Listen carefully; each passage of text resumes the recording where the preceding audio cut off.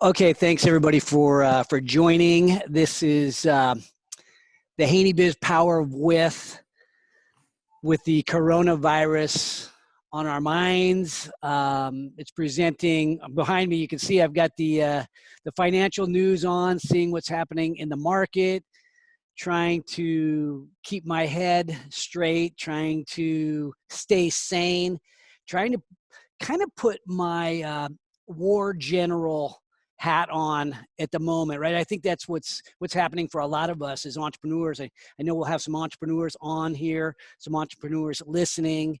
And one of the things that helps me to stay sane and make better decisions is having the right people in my life that take away the fear, the uncertainty, the doubt, remove me from the areas of the business where I might not be as strong, and I begin relying on other people. And so today, that's what we've done. I've brought to you my team, my teammates, the people that take the doubt away from me, that help me to stay sane and make decisions in this time when we are in this world that's fast changing, number one, and I can't really see around the corner like I thought I could just a week ago or 2 weeks ago. So with that said, I want to bring on the vice president here at HaneyBiz. He is in charge of our community. That's what we are. We're a community that's backing the hometown entrepreneur.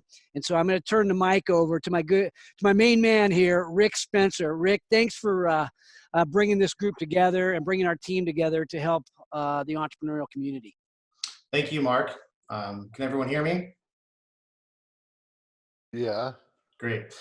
So yeah, as Mark said, this series is titled The Power of With, and that was a very intentional choice.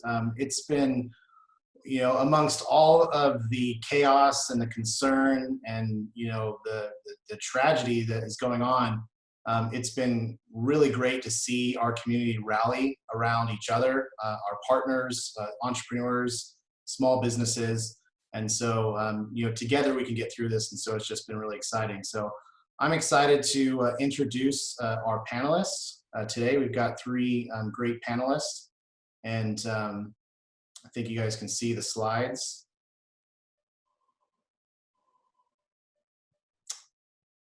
So we have today with us Tim Mulligan, who is the president of HaneyBiz. We have Ian DeWert, who's the vice president of investments for HaneyBiz, and Nick Sullivan, who's one of the lead team members for our accounting group. So gentlemen, thank you for joining us today. We're excited to learn from your expertise and your real world examples about some of the financial and accounting solutions that should be considered in this time of crisis. Thanks, Rick. Glad to be here. Thanks, Rick. Thanks, Rick. All right, so we're going to go over a few talking points here for the guys. Monique, do you have the slides? Maybe just leave those on.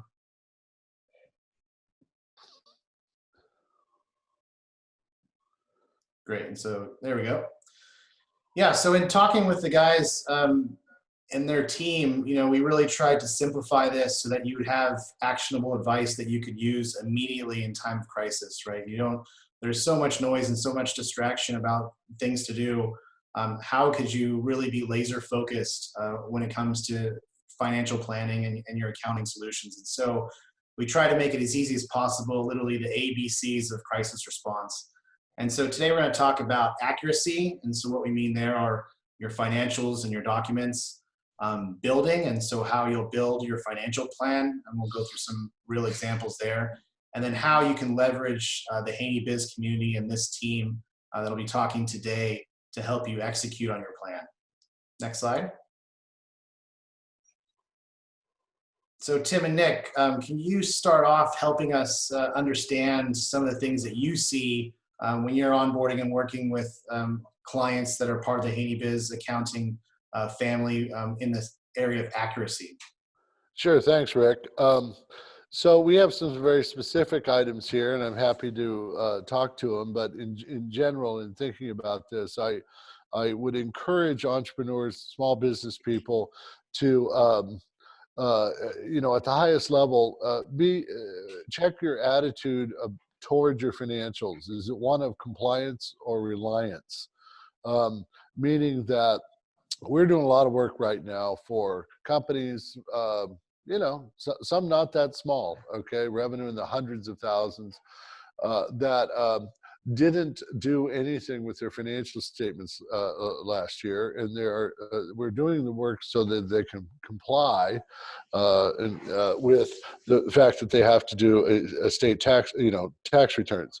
Our view, and I'm very thankful to, by the way, be here doing what we're doing now, is to encourage you as entrepreneurs, small business people, to have an attitude of reliance.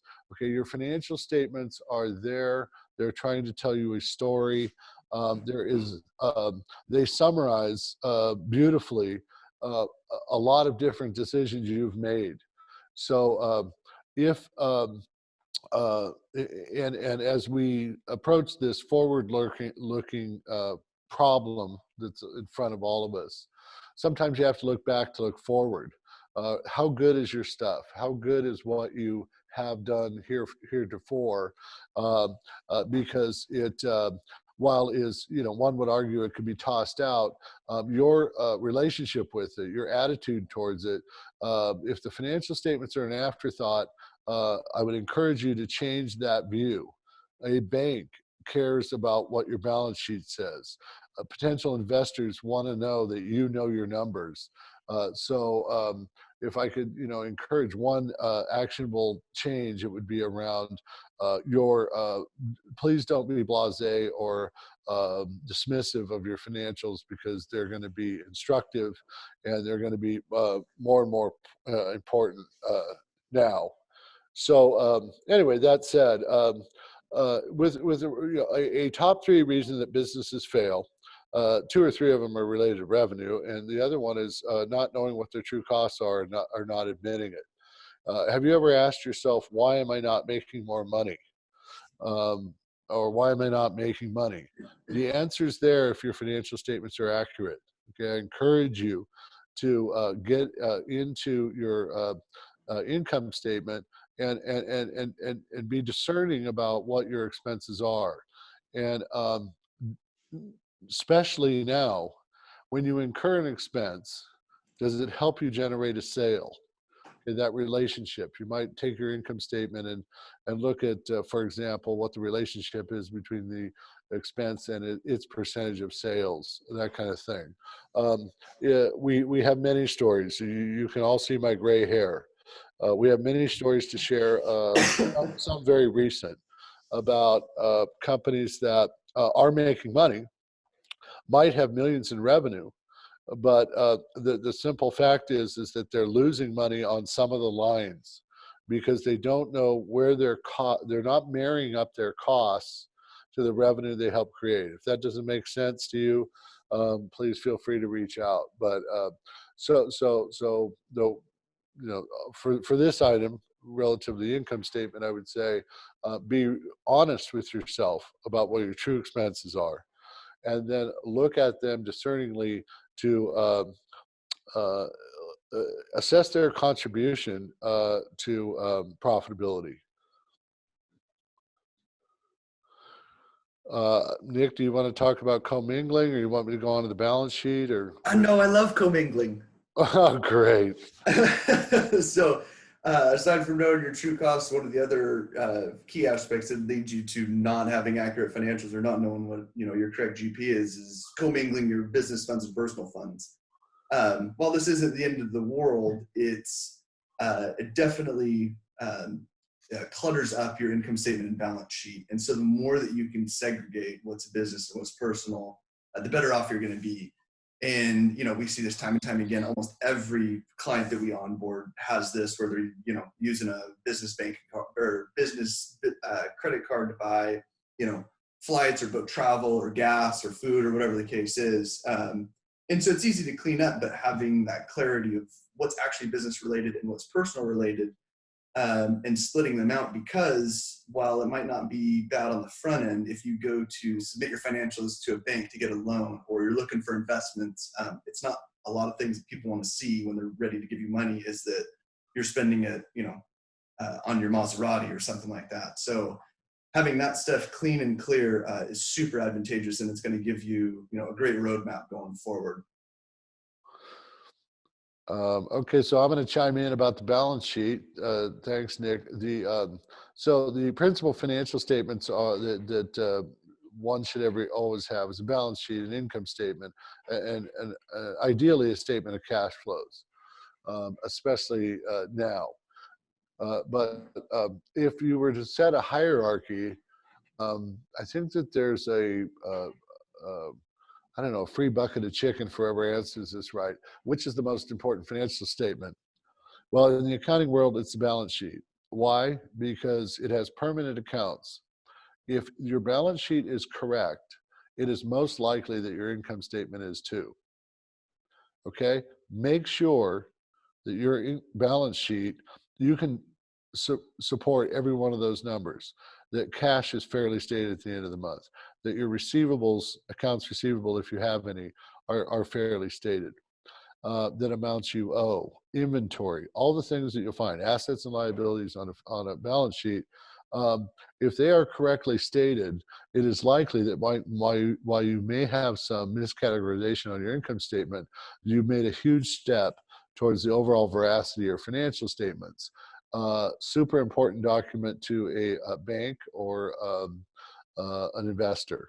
Not that the income statement isn't, but if know that, okay, know that your balance sheet needs to be verifiable, and it's not that hard to do, and that you will, if you have misstated items on your balance sheet, time making those correct is a step in the right direction towards better usable financial data, because now more than ever, that's what you need.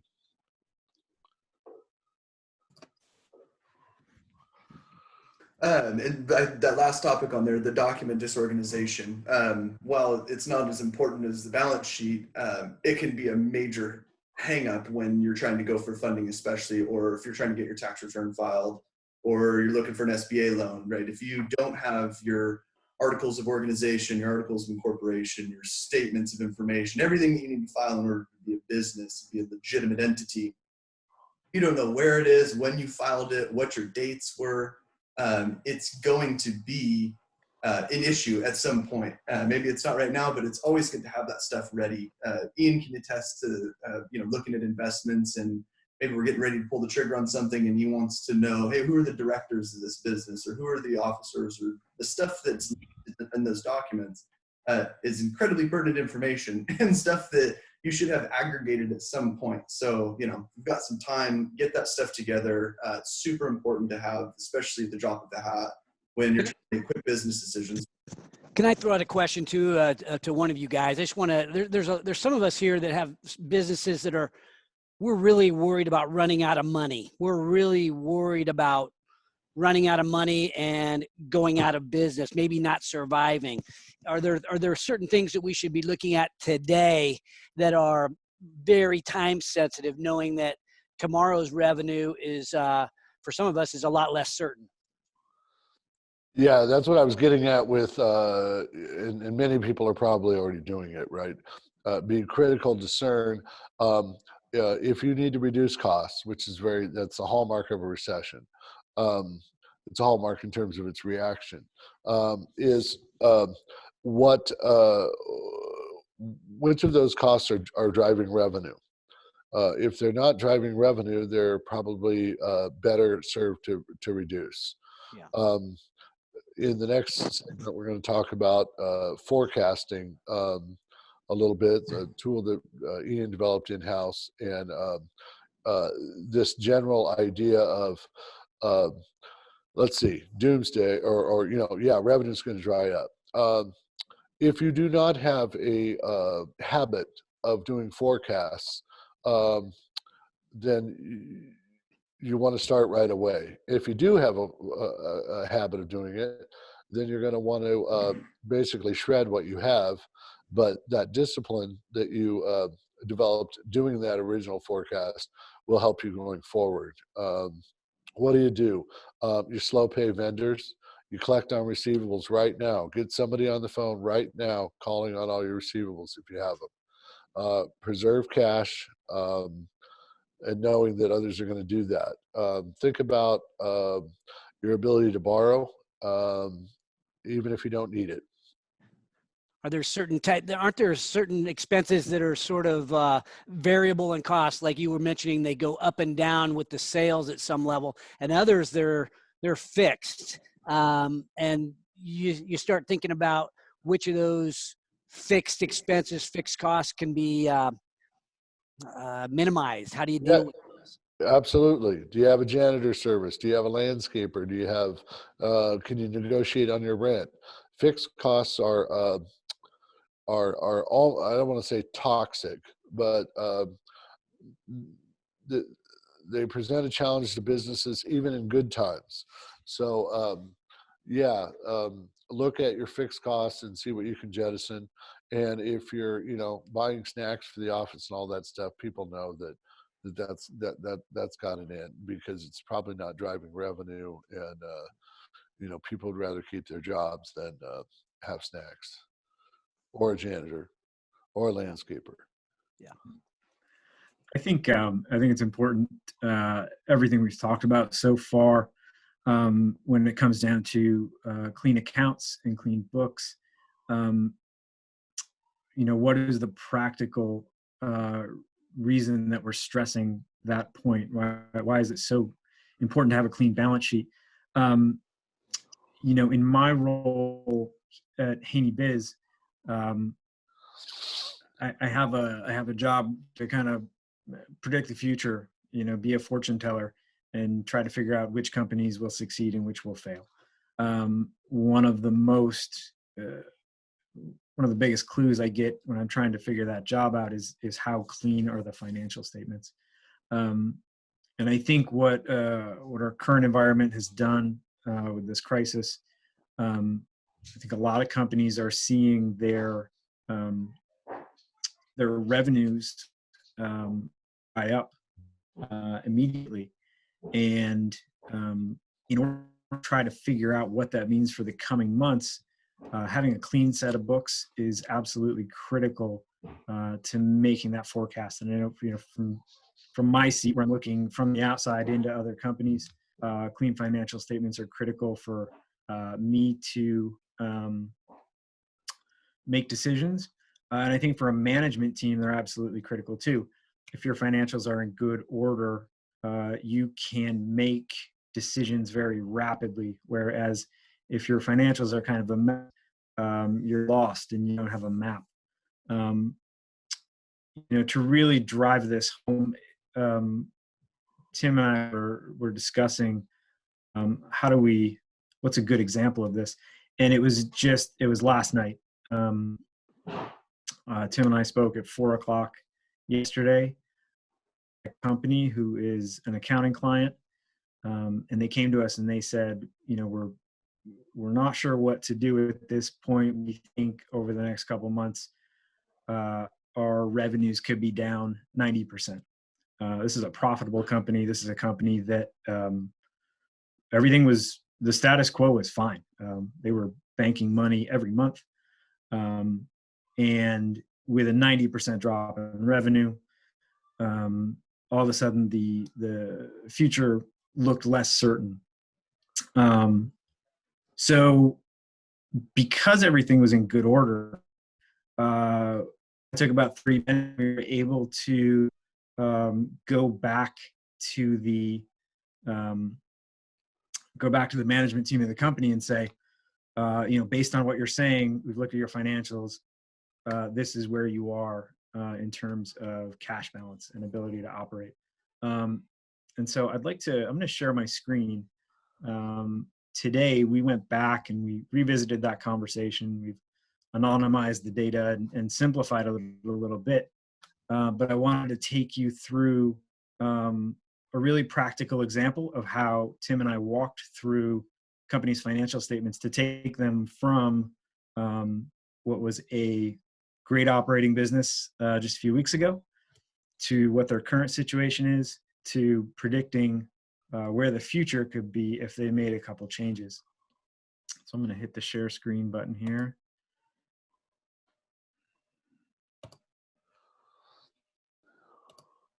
Okay, and so this is literally what happened yesterday. The client called and said, due to the coronavirus and the economy freezing up, we think gross profits are going to be down 90%.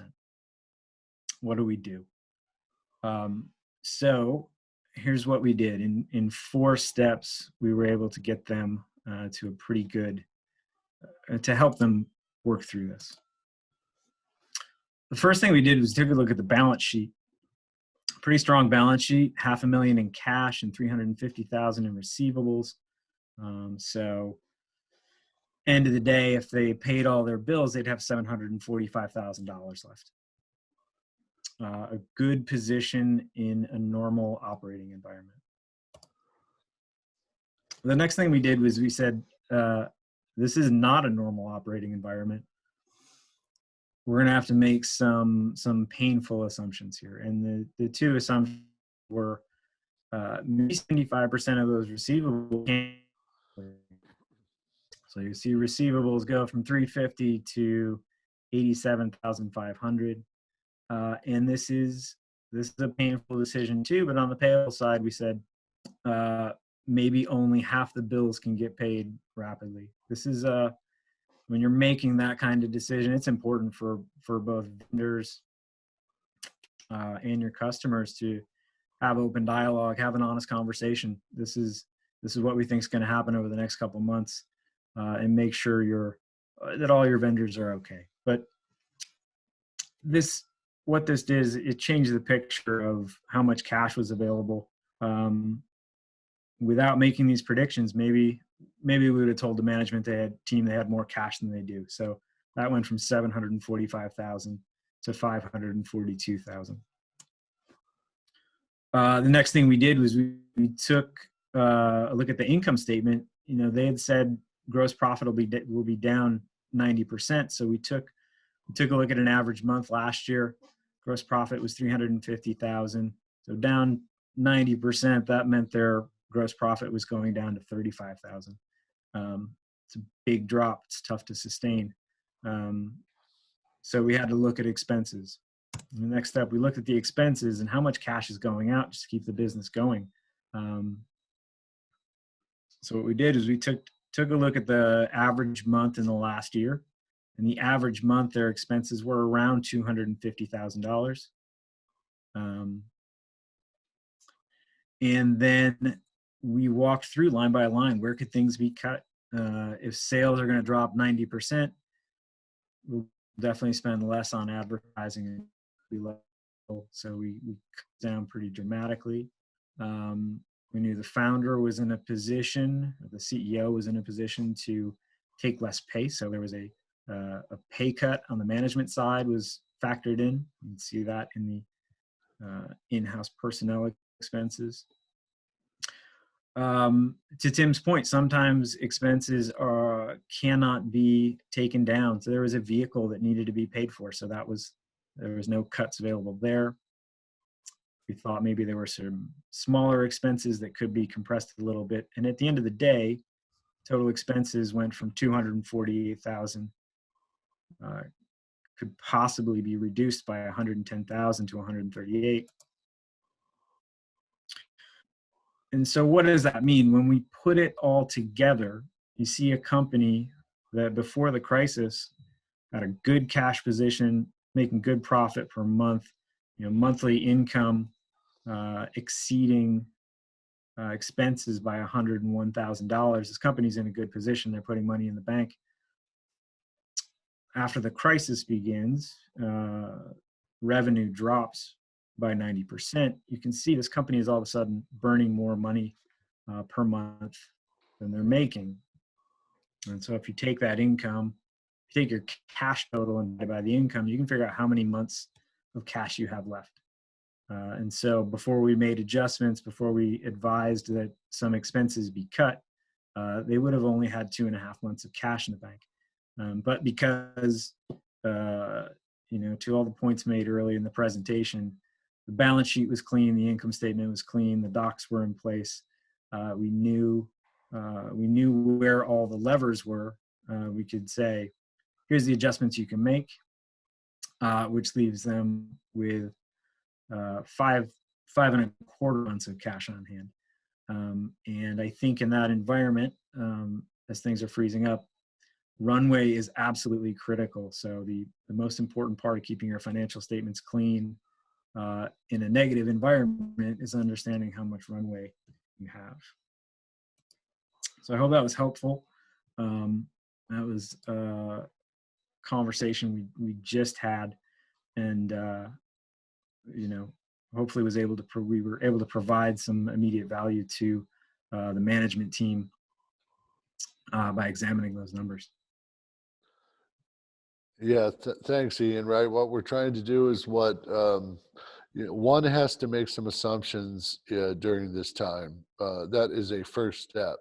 So in this case, the company says, I'm going to have a 90% reduction in sales or GP. But after doing so, it gives you some sense of control, right? The definition of stress is feeling out of control. So in this case, we can, mark to those numbers. They're not finalized, but it gives you a sense of, okay, some predictability going forward under pretty severe situations. So that's the kind of stuff we want to help you folks with, is to give some sense of control in a chaotic time. So can I throw out a question, just maybe an economic question? This might be good for Ian, as he's been a venture capitalist and knows a lot about the economy. In this environment, I'm unclear, and I'm pretty well positioned to be in the middle of things, but I don't understand the health crisis, right? So when are we're not going to have an uptick until we see signs for many businesses. The general economy is not going to have an uptick or optimism until we see signs that we're optimistic about the coronavirus and how we're going to get over the hump, right? We all talk about the curve. I mean, how pessimistic or how conservative a view is practical at this moment? Should we be thinking, worst case, base case, or best case, I guess? I mean, how are you advising people to think?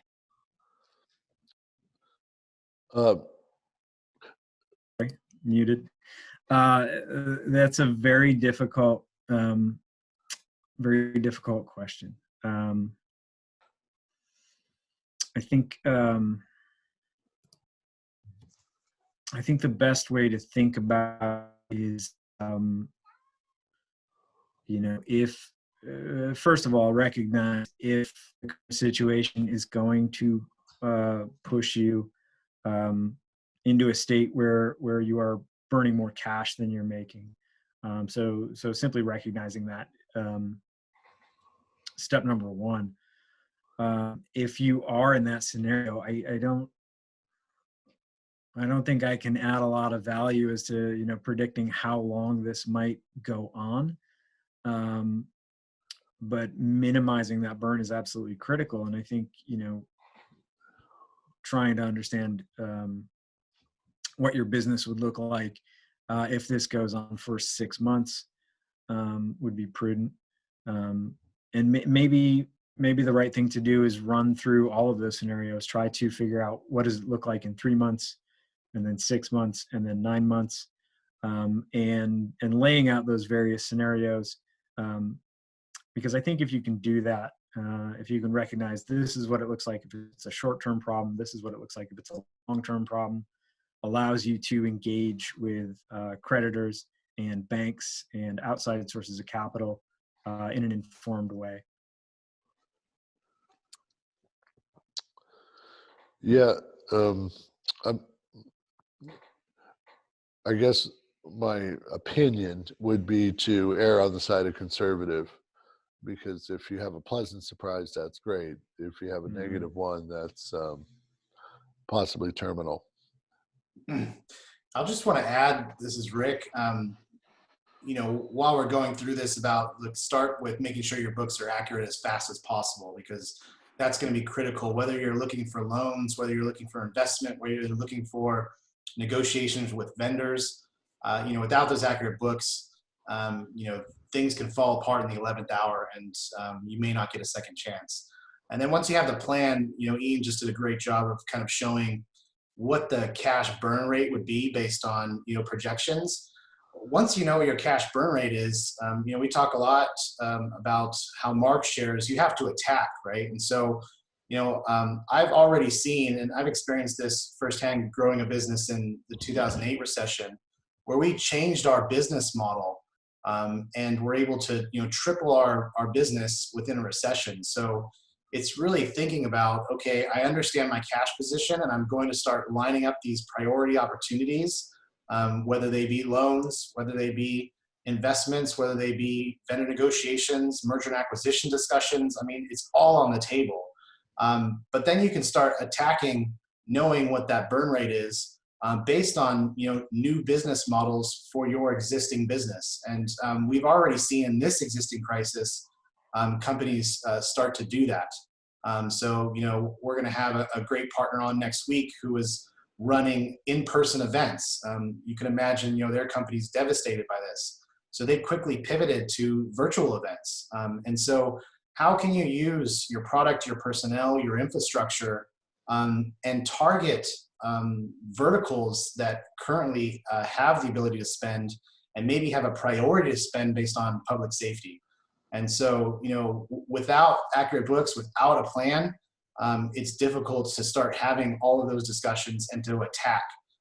So I think, what we wanted to finish with today before we open up to the Q&A part, where you can submit questions on the Q&A icon, is the community that HaneyBiz has built. So, we're really proud of the community that we've built of entrepreneurs and investors and partners. And I wanted, Tim and Ian to talk a little bit about some real world examples of how that community, once the books were accurate, once the plan was in place, how did that community, deliver real results for some of the companies that we're working with? Okay. Yeah.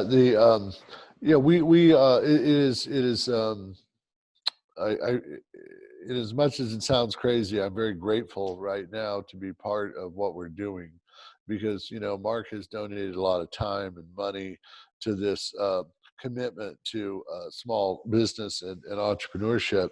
And it was one thing during the easy times, but now during the hard times, it's, I think hopefully we can make an even bigger impact. Let's see. We commit to, we not only, want to provide, what do I want to say? We have an operational bias towards how we see things. All the management team has been involved in small business, either as owners or the like.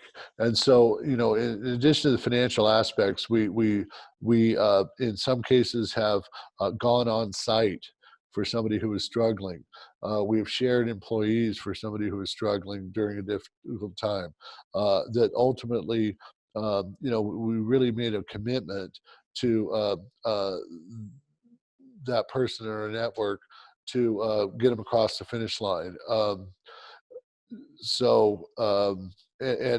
in that case, we even created more sales. Right? We're all in this together. We have an operational mindset. So, in addition to, again, polishing the kind of the financials, it's about who do we know that can help these guys for their mutual benefit. And that's really gratifying. And I don't know, I have so many stories, I'm having trouble thinking of them. But again, it's at the core of what we're doing.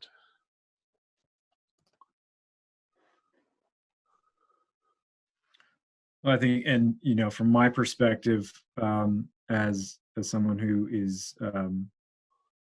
looking to allocate capital, the one of the key things that we tie together here is the ability to keep clean books, maintain the financial integrity of the business on the accounting side, and then be able to, through doing that, we really get to learn the businesses that are in the community. We get to know about how they operate, who their customers are, who their vendors are, and then bring those people into the community and really tie them all together.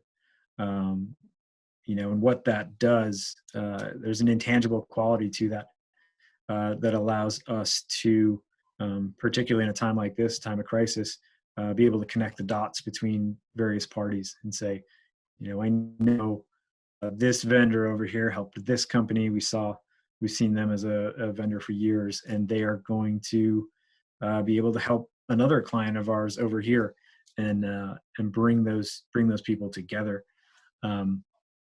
More critical than ever at a time like this, where we see it's just harder to transact at this time. It's harder to get cash and goods and people moving, especially if we're all stuck in our houses.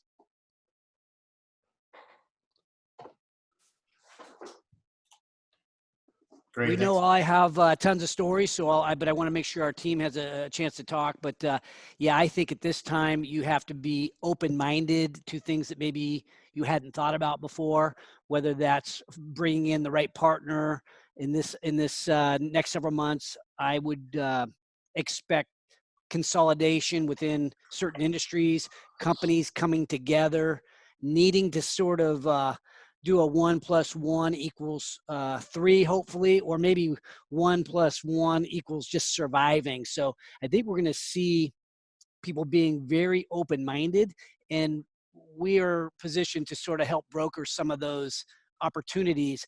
Sometimes that needs a small infusion of cash. We've done that, where we've helped people make acquisitions and then ultimately go on to sell and do it in a consolidated effort. So we expect to see much more of that, and having the right sounding board in Tim or Nick or Rick or myself, it can be very powerful in helping you make decisions and making you feel just a little bit less alone. Because as Rick said, I think we do have to attack every minute in a war.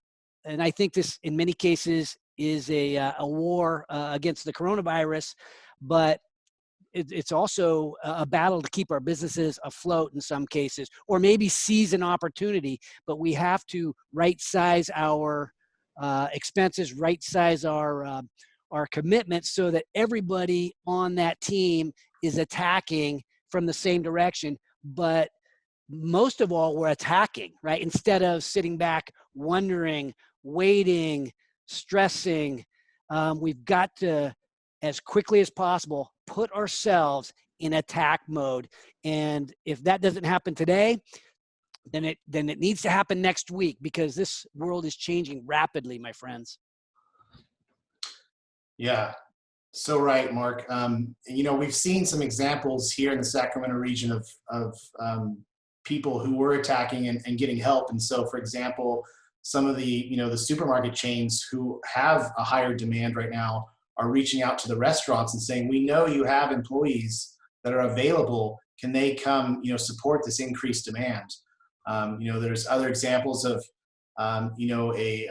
investor who has multiple properties and business offices saying, don't pay your rent for April, pay your employees, keep them engaged, keep them involved, and get through this. And so, as Mark said, when you have a plan and you can attack, people will see you attacking, and they will start to want to win with you. And so you have to be ready to ask the difficult questions. You have to be open to asking for all types of support. And then again, thinking about your business differently and saying, if we were to reinvent ourselves, what does that look like? And how do we attack against that plan now, knowing that we have our financial understanding of our cash. And so we're going to move to the Q&A section here so that you can type in questions and we'll be able to answer those. And we'll also pull up some contact information so you can see everyone's contact details and you can contact them. But Mark, do you have any initial questions as we start to get engagement from the audience? Well, yeah, I sort of, there's going to be some of us that are in the defensive mode 100%, and other people are going to see opportunities. So I guess I'm thinking, we spent a lot of time thinking about the defensive side. So I want to make sure we exhaust all of those kind of questions. And so, yeah, what I'm wondering, typically the biggest line items we see are wages and rent and other things. But what's the low hanging fruit in a company that you guys are seeing? I guess that would be a question of the group, and because I want to be able to have the audience be able to sort of walk away with, okay, I can do this today, or I can do this next week.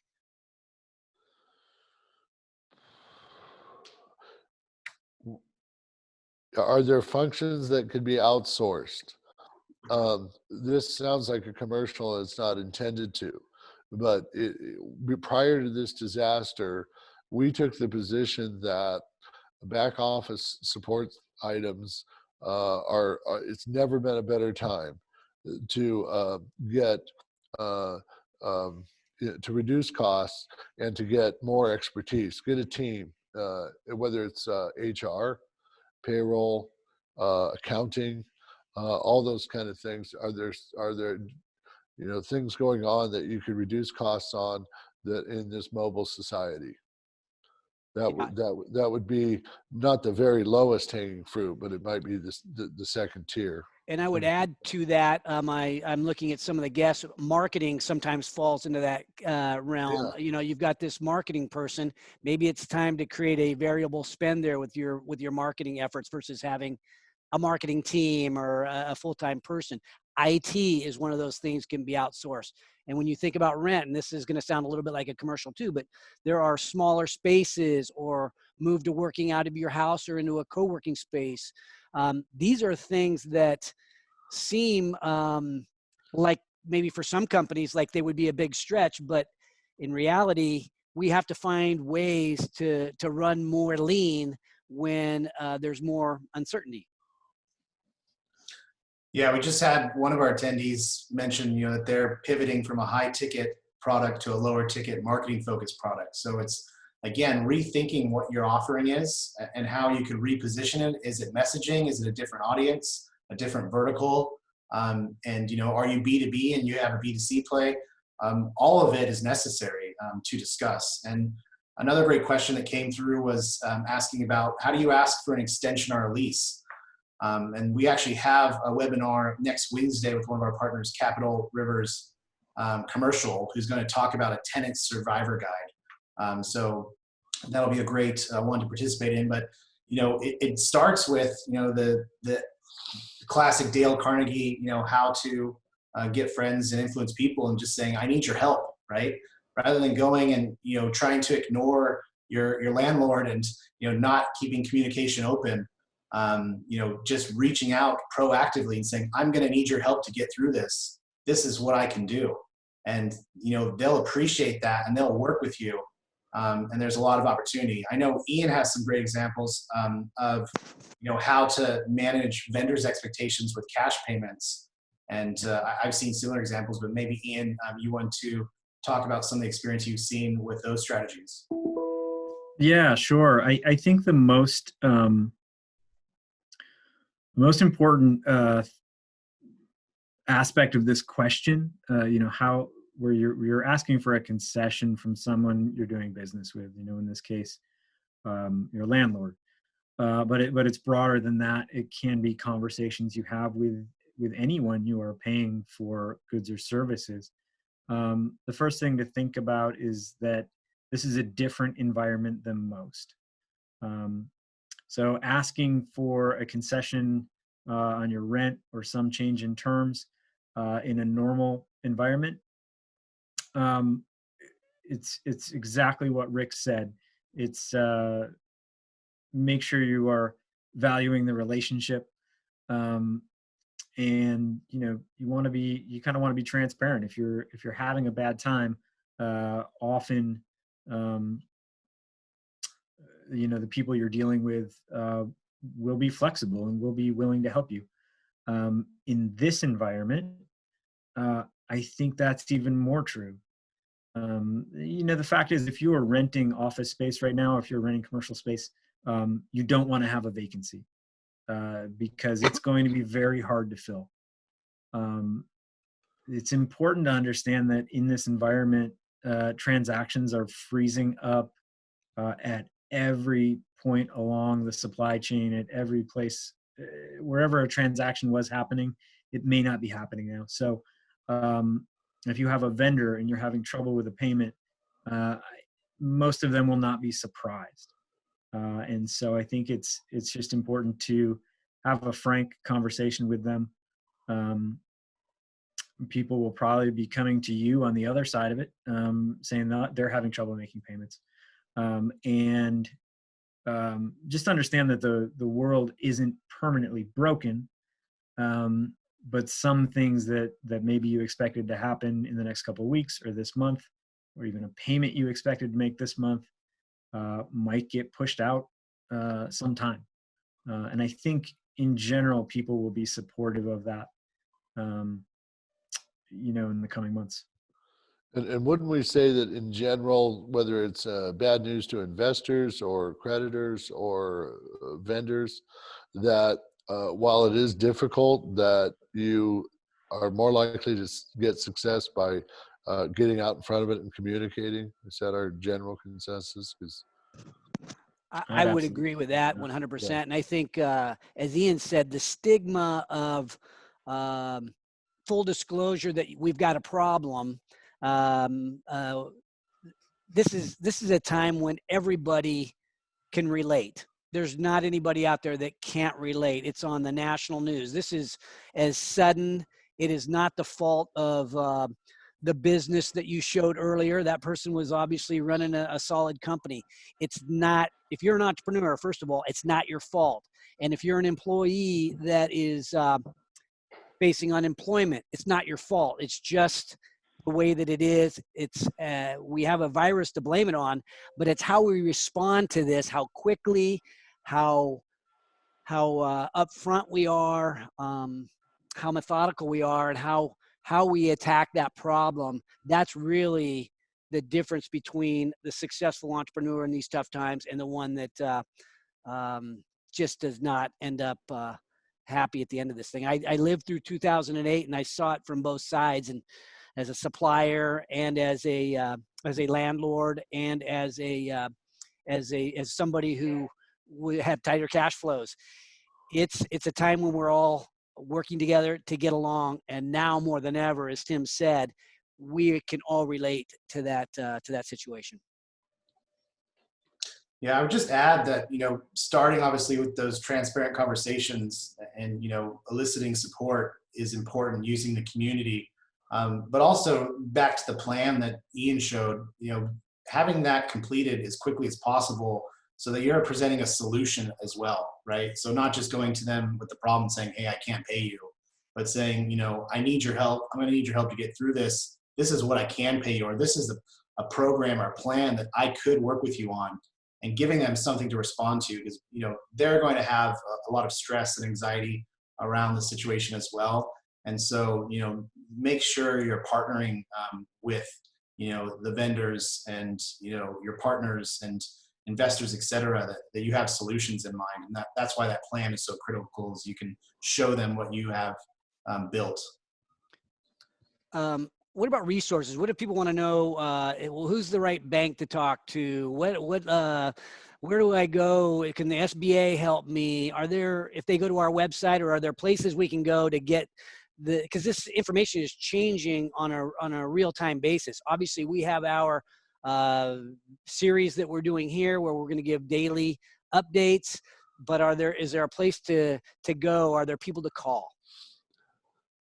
Yeah, I think there was a great webinar earlier this morning with the Metro Chamber that talked about the SBA disaster loan program.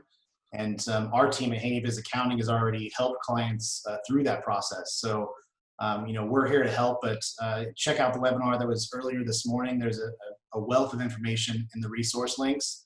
And some of our, community partners like 5 Star Bank, they've really stepped up with looking at, creative solutions, First Northern Bank.